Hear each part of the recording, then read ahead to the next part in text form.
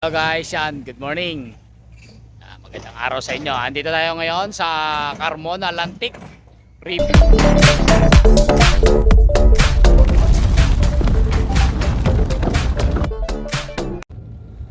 Magandang araw sa inyo. Yan. Ngayon nga pala ay papunta ulit ngayon tayo dito sa may flood control dito sa may Carmona.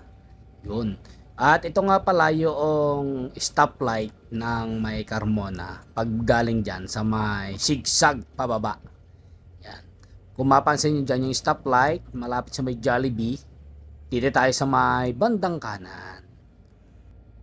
At pag kanan natin ito, yan, tayo ay dire-diretso lang papunta dun sa tinatawag na Dabilan. Yan, doon tayo pupunta sa may Dabilan Food Park. Yan, yun yung pupuntahan natin at lalampasan natin yun ng konti. Ito nga palang lugar na ito ay noon ay hindi na dadaanan ng mga truck. Sa ngayon ay ito ay maayos na at pwede na uling daanan ng mga 4 wheels at mga truck. Yan, may mga inayos kasing kalsada dito at pinalapad yung mga kalsada. Katulad na lang dito sa lugar na ito. Yan, napakalapad na ng kalsada dito. Halos 4 lanes. 2 lanes kanan, 2 lanes kaliwa. At ang maganda dito, may gutter pa. Yun. Tingnan nyo naman, napakaganda ng daan. Dati ito ay 2 lanes lang. What? Single lane pala. Bali, isang lane ng kanan, isang lane ng kaliwa. Kaya 2 lanes lang ito dati.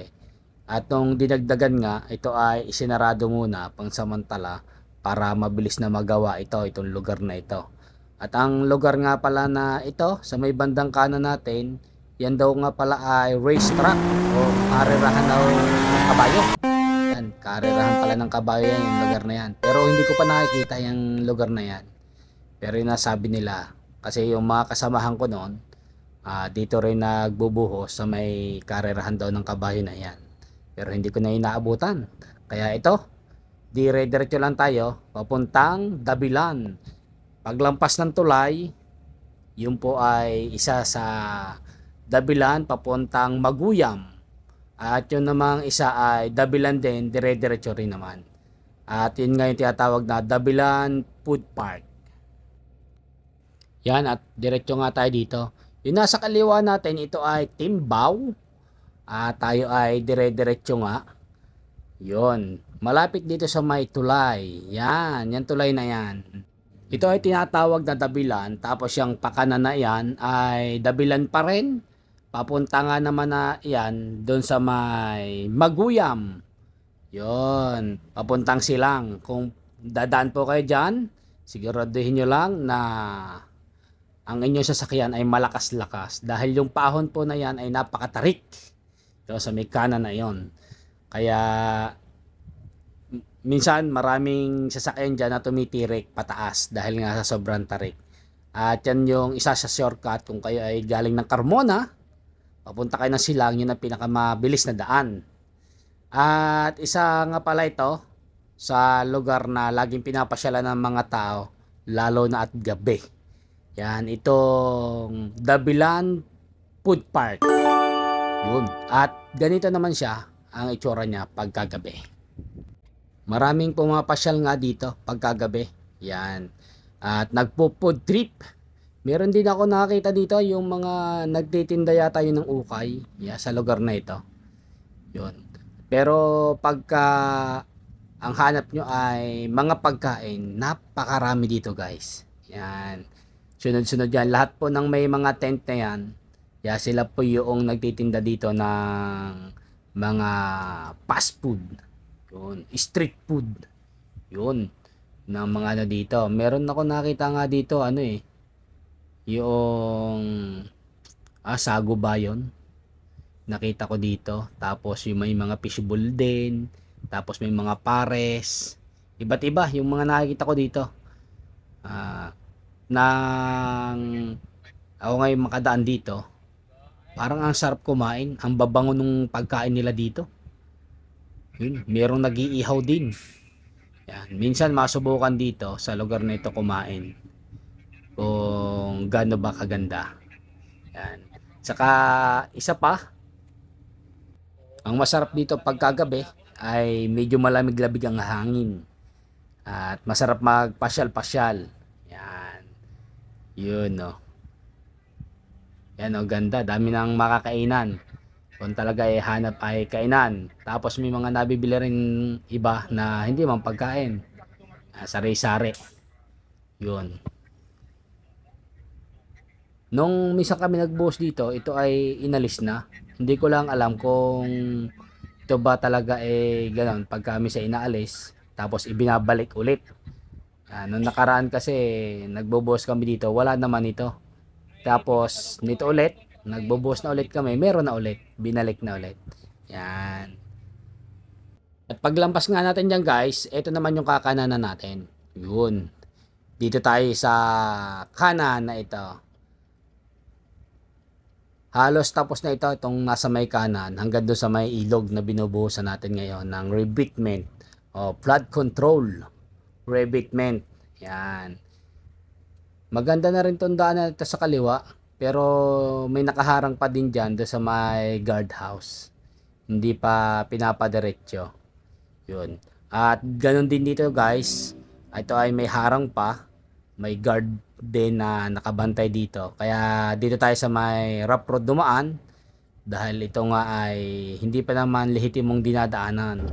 Sa kung kayo pupunta dito sa lugar na ito naman ay walang bahayan. Kung magja-jogging kayo, yun, maayos. Kasi maganda yung jogging place dito, lalo na kapag umaga at hapon. Yun. Kasi fresh air. Makita nyo naman ang gilid. Tabing bundok sa may kanan. At ito namang sa may kaliwa ay tabing ilog. Yun. Kaya fresh air pa dito sa lugar na ito. Dahil wala pa nga rin masyadong sasakyan na dumadaan dito. Mga pera na lang itong mga trucking katulad namin na nagtatrabaho dito. Yan pa lang yung nakakapasok sa lugar na ito dahil wala namang ibang daanan. Ito nga, yung kaliwa na yan ay rebatement din na flood control na ibang contractor naman yung gumawa. At ito, sa diretsyong ito, makikita natin yung isang flood control pa na karugtong ng ginawa dyan. Shoutout sa ating tropa. Yun, no? Mapasin nyo yan, no? O konti pa. Ito lang yung may bahay sa may kanan na ito. Saka mangilan-ngilan dito sa may loob nito pagkalampas. Masyadong malayo yung pagitan. Parang 1 kilometer yung pagitan ng isang bahay. Yun. Ito tayo, kakaanan na tayo dito. Pagpasok natin, nandiyan sa may dulo yung ating bubuhusan na yung ginagawa. At yan nga yung diretsyo. Hanggang dyan lang yan sa may ilog. Pakita ko sa inyo mamaya yung dulo niyan. Pasok muna tayo dito. Ayan, sinalubong na tayo ng tropa. Doon daw tayo magbubuhos sa may dulo, sa kanan. Pero atras yung pasok natin. At ito guys, yung sinasabi ko sa inyo. Yan.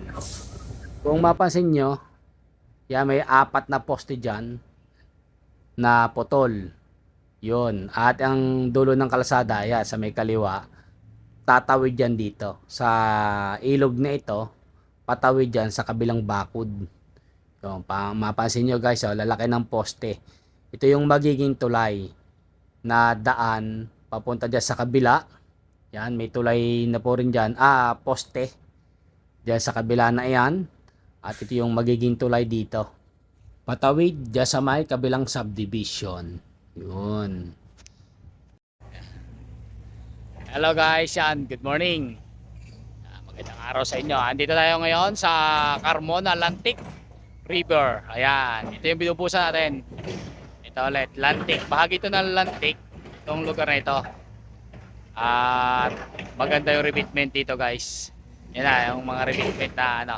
Pakita ko sa inyo yung mga binubusan na rebatement dito. Sa may Lantic naman, Carmona. At yan guys, ang magkukuha sa atin sa bako. Tapos ito yung bubuhusan natin. Yan, yung lugar na ito. Paikot. Paikot yan dyan. Yung may forma na yan. Yung kabila, ayan, mayroon nang nabuhusan dito. Sa kabila na ito. At oo nga pala guys, itong lugar na ito ay merong daan papuntang Binyan. Binyan na yata itong kabila na ito. Yan, yung may subdivision na yan, may bahayan. At yun yung gagawing tulay. Oh. So may lugar na yan. Yan o, may poste dyan sa kabilang bakod ng repeatment na yan. May poste na, ayun, yun ang poste. Yan. Ayan guys o, kabila na yan ay may nagagawa na. Yan o, daan. May nagagawa dyan sa kabila na yan. Mamaya palipad tayo. At tapos ito yung poste. Yan o. At yun yung ano, yung kalsada na. Yan yung galing ng Carmona. Yan, patawid dito sa lugar na ito. Sabi nila Binyan daw to eh. Hindi ako sigurado. Yung lugar na ito. Kung saan pa tatagos ba itong ano na ito, itong kalsada na ito.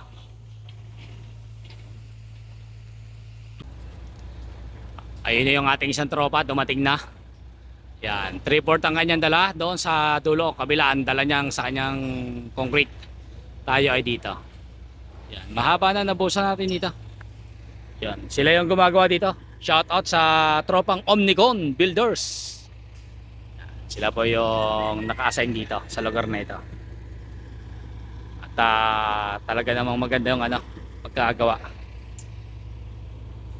Yun o. May ilang baha na rin yung dumaan dito. Hindi naman nasira. At yan, kung titignan natin, no? Ganda, quality rin naman. Repeatment. Maliit lang yung ilog dito, pero malaki yung ano dito, malaki yung volume ng tubig. Hindi ganong kalapad katulad ng sa Marikina na napakalapad. Kaya kailangan malaki talaga yung ano, repeatment niya. Mas makakapal. Itong kabilang ito, hindi ko alam kung sinong gumawa nito eh. Sa kabila na yan. Ito lang sa ngayon ang binubuhusan namin. Ito lugar na ito. Yun oh.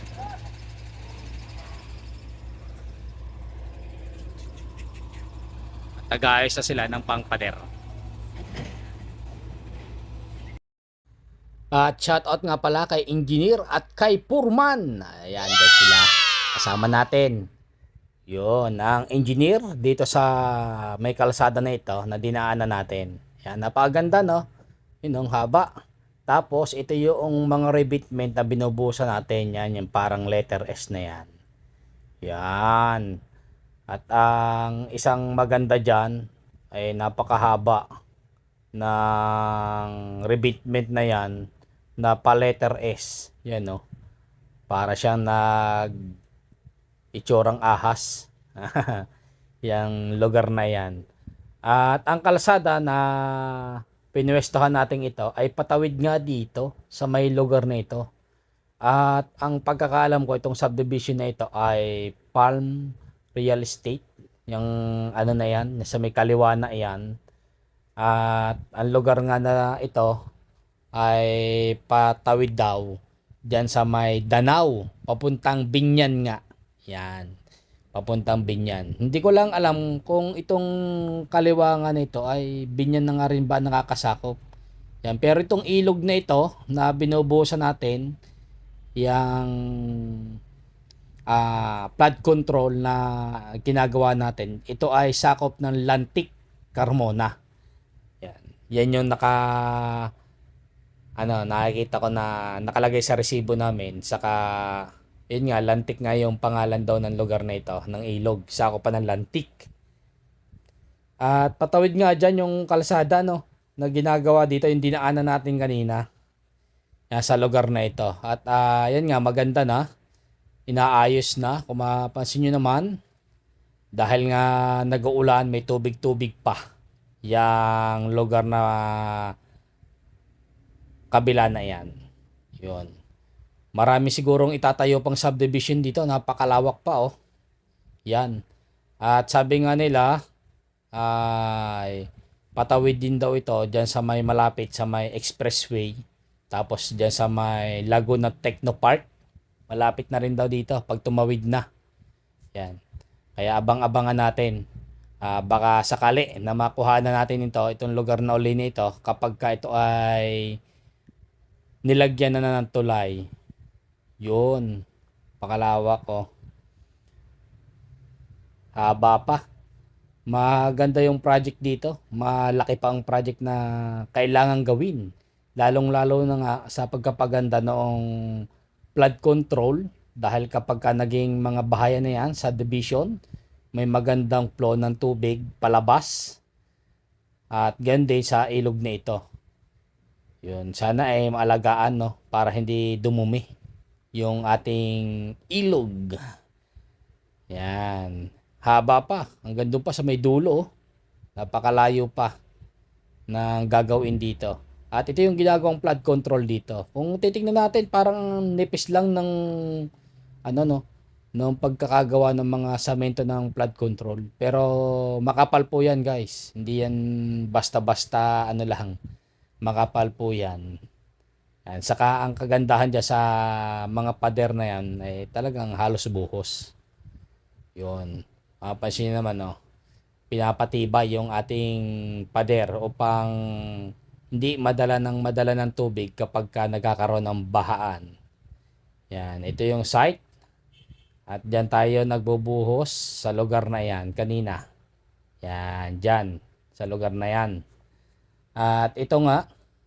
Itong ilalim naman natin. Ito yung tatawiran nga ng tulay. Kapag ka ito ay sinimula na. Yun. Siguro pagkatapos pa ng mga rebatement dito, bago simulan ulit itong tulay na ito. Yan, para tapos na yung rebatement na yan at doon sa kabila ay siguro matatapos rin nila yon. Pagka siguro kalsada na yung kabila, saka pa lang uli lalagyan ito ng mga girder. Itong mga poste na ito. Yan.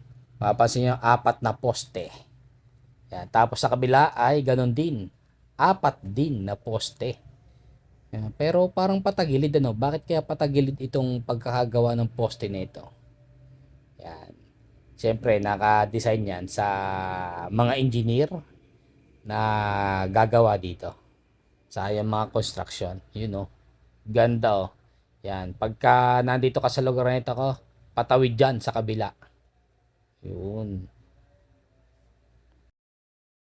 At yan guys, yung ating update dito sa ginagawang flood control dito sa may Lantic, Carmona. Yan. Abangan natin yung mga susunod kapag ito ay malapit na matapos kung hanggang saan ba yung gagawin nito. Yan. Update tayo dito sa lugar na ito kapag tayo napupunta. At tingnan natin kung hanggang saan ba ito sa mga susunod. Yan. Salamat sa inyong panonood guys. Hanggang sa muling update. Thank you.